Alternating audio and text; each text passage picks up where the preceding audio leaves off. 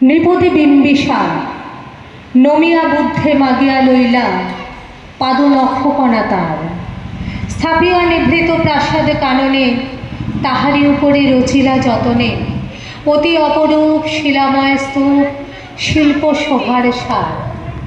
সন্ধ্যাবেলায় সূচি বাস করে রাজবধূ রাজবালা আসিতেন ফুল সাজায় ডালায় স্তূপ পদমূলে সোনার থালায় আপনার হাতে দিতেন জ্বালায় কনক প্রদীপে মালা।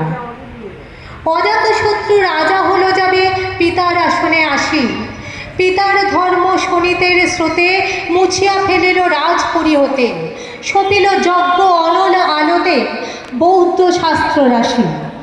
কহিল ডাকিয়া অজাতশত্রু রাজপুর নারী সবে বেদ ব্রাহ্মণ রাজা ছাড়া আর কিছু নাহি ভবে পূজা করিবার এই কটি কথা যেন মনে সার ভুলিলে বিপদ হবে।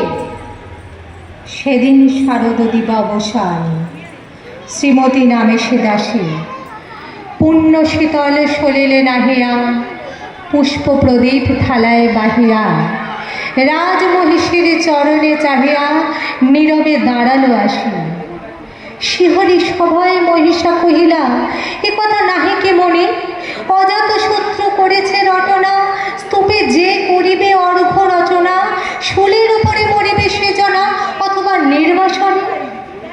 সেটা হতে ফিরিয়ে গেল চলি ধীরে বোধ আমি তার ঘরে সমুখে রাখিয়া স্বর্ণ মুকুর বাঁধিতে ছিল সে দীর্ঘ চুতুর আঁকিতে ছিল সে যত্নে সিঁদুর সীমন্ত সীমা পড়ে।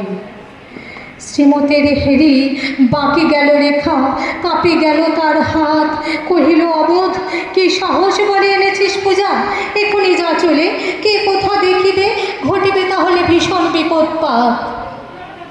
অস্তরবীর রশ্মি আভায় খোলা জানালার ধারে কুমারী শুক্লা বসিয়ে একাকিনী পড়িতে নিরত কাব্য কাহিনী চমকে উঠিল শুনে কিঙ্কিনী চাহিয়া দেখিল দাঁড়িয়ে শ্রীমতীর হেরি পুঁথি রাখি ঘুমে দ্রুত পদে গেল কাছে কহে সাবধানে তার কানে কানে রাজার আদেশ আজকে কে না জানে এমন করে কি মরণের বাণে ছুটিয়া চলিতে আছে।